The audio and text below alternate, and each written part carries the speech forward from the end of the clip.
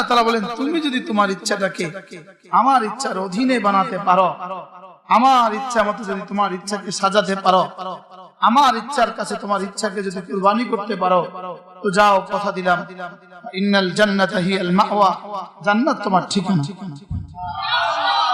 তাহলে জান্নাত আমাদের ঠিকানা কেন? শুধুই আমাদের ইচ্ছাকে আল্লাহ তাআলার ইচ্ছা মতো বানাবার দ্বারা। আমাদের ইচ্ছাকে কি, এজন্য আল্লাহ তাআলা বলেন ওয়ামা কানা লিমুমিনিন ওয়ালা মুমিনাতিন ইযা কাদাল্লাহু ওয়া রাসূলুহু আমরান আন ইয়াকুনা লাহুমুল খিয়ারাতু ফি আমরিহিমা। রব্বুল আলামিন বলেন আমি যদি কোনো আমল করি, কোনো আদেশ দেই, কোনো মুমিন আর কোনো মুমিনা আমার এই আদেশ লঙ্ঘন করার কোনো ইচ্ছা আর কোনো স্বাধীনতা যেন না থাকে। তোমার কোনো ইচ্ছা যেন আমার ইচ্ছার বিপরীত না হয়, তোমার কোনো ইচ্ছা যেন কি না হয়,